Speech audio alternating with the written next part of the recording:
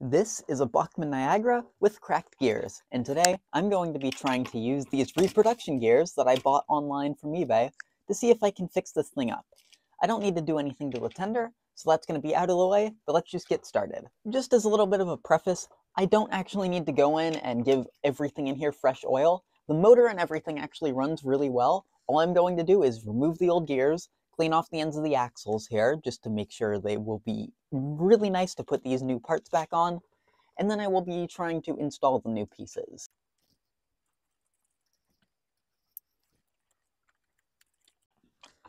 I did actually make one modification to this engine beforehand. I tried to open it up just to look at the gears, and this screw way back in here, I don't even know if you can see it, but one of these two screws was actually completely stripped out and not usable.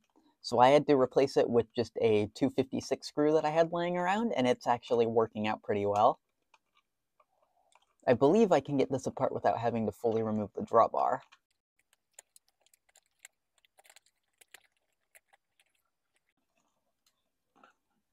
I'm just going to move that just like that to see if I can just get that as far out of the way as possible without breaking anything.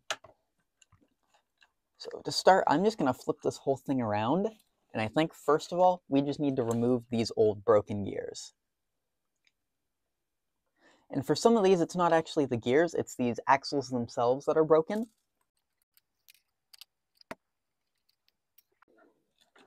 I really do not want to have to take this whole engine apart. I'd like to install DCC, but if it's going to be a real pain where I've got to split everything apart to get it to work, I don't think I really want to do that. So we'll see how this thing comes apart in the future, and if I can, I'll probably put DCC in it at some point. Alright, with all those apart, I'm going to just start by cleaning off the little ends of the axles. I don't think it's going to be a huge thing, but if we're putting brand new parts back on, I'd rather just get them cleaned out.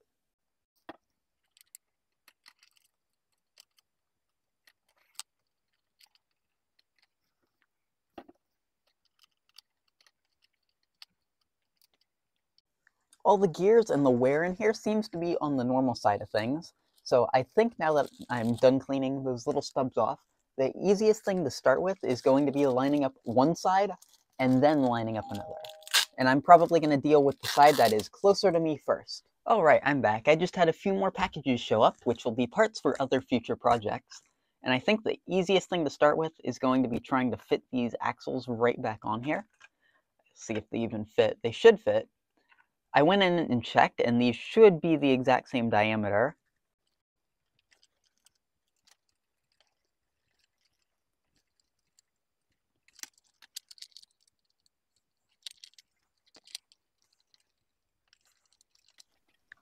Just gonna check. I do wonder if these things need to go in a little bit more. I'm just gonna look closely. I think that's actually just about within reason. So now I'm gonna base all of my other axles off of that one. This is a very difficult process to actually look at and try and do. So I'm just gonna hope I get all this one side right, and hopefully you can see most of it.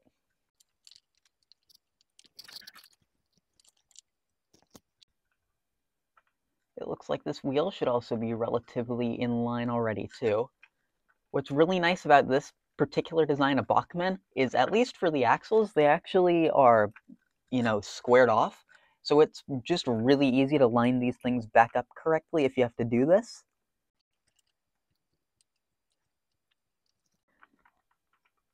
It looks like last but not least, I've got this front axle, which should be lined up correctly.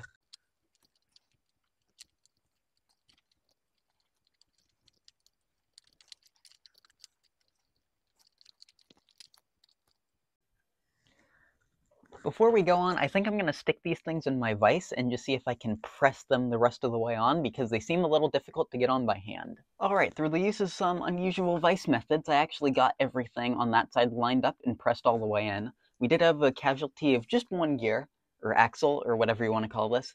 I've been calling these gears. This part's just technically the axle. These are the gears. They all like to split on these units. But now I've got to get these things to be 90 degrees apart, which basically means I've got to line it up so that they are one turn apart from each other. So I think the easiest way to start is just going to be by lining them up exactly the same. and then from there adjusting so it's just a turn off. Which I believe should mean right there.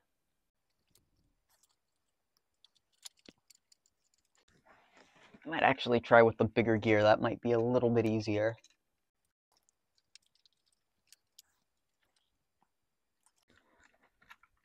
So while that one's in the center, that one's at the bottom, which is exactly how you want this to be lined up.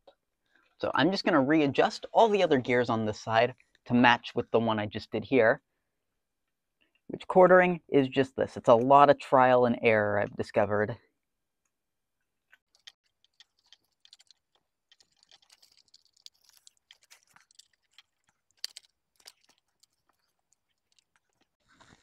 And there we go, that side is fully lined up, which should mean that now I can attempt to line everything up with my one driver right here. Once this is all lined up, I will probably go in and fit this all with my vise, once I can confirm that it's all in the right order.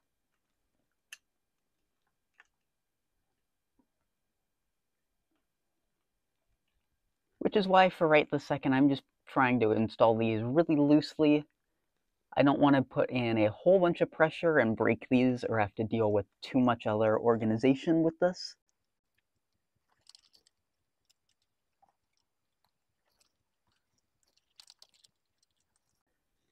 But I believe everything should be properly lined up. So I'm just going to take a really close look over all this off camera, make sure this all looks good. And then I think we can go and just press these in with a vise, which I'll do again off camera, and I'll come back and hopefully this thing will work out. Alright, it's now a considerable amount of time later, and I've got all the wheels pressed together to the NMRA gauge that I have. I have actually had a few more of these gears crack, so I've actually had to go in and drill some of them out. Here's an example to remove these little collars just from in here, and I've replaced all the gears, and everything I believe should be in here correctly.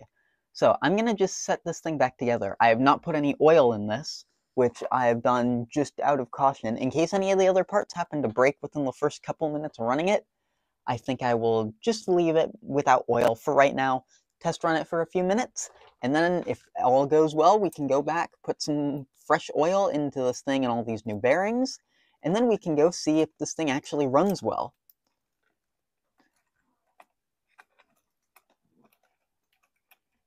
But to do all that, we've got to get this thing back together first.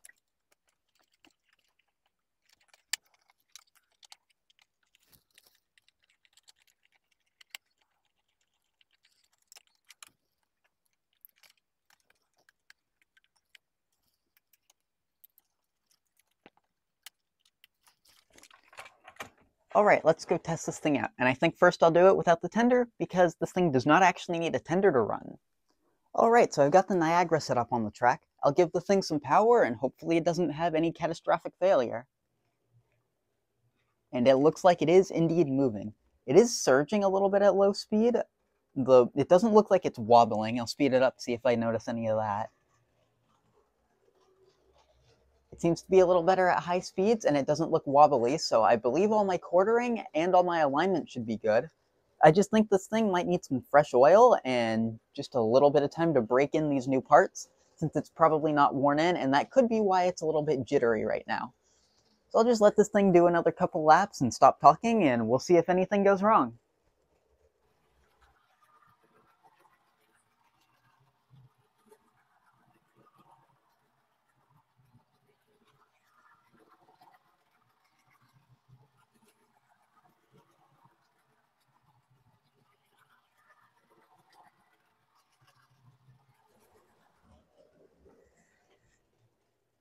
Alright, everything there seems all good, so I think it's time for us to go take this thing back over to my workbench.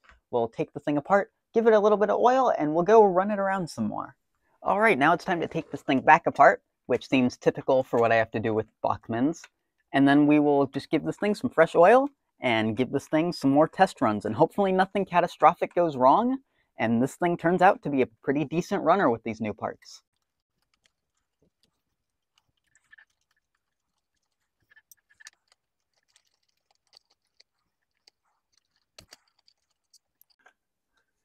Alright, so I'm going to get my oil right here, And I'll just give every single point on this thing a little bit of fresh oil, including some of the drivers too.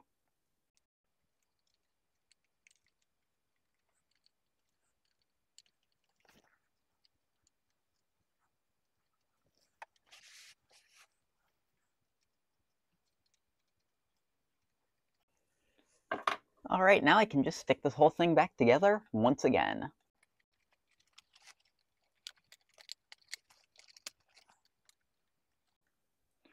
All those wheels look like they're in there perfectly fine.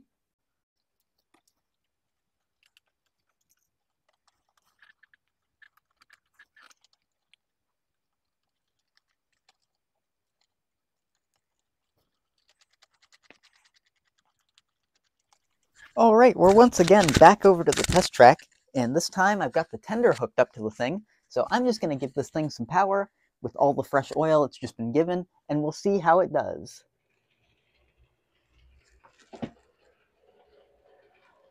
I still don't think it's perfect, but that seems a whole lot smoother and a lot quieter.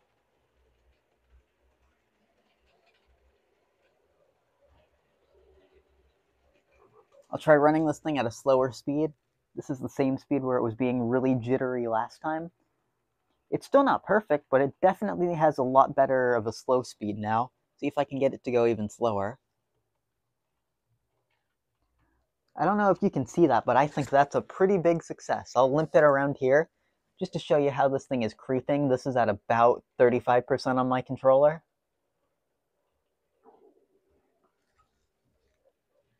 And I think it's performing really well. Get it up to a little bit more of a higher speed too.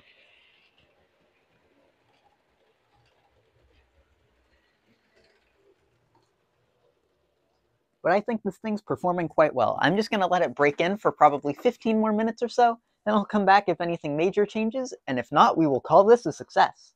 I just concluded the test run, and nothing major has changed. It has run a little bit smoother, but I believe this project is going to be considered a success. Going in, I really did not know if this thing was going to work out at all. I've heard a whole bunch of horror stories with these 3D printed gears and how they don't work and all that, but these seem to work pretty well. And for about the half hour or so I run this thing, I haven't had any major issues. Some of them did break, but the kits did include extras, which is really nice. So, I might try and put DCC in this thing. I don't know, because of how the split drive system is, if it will be easy to do without having to completely disassemble everything, but I'm going to try in the near future. So, thanks for watching, and I hope you enjoyed.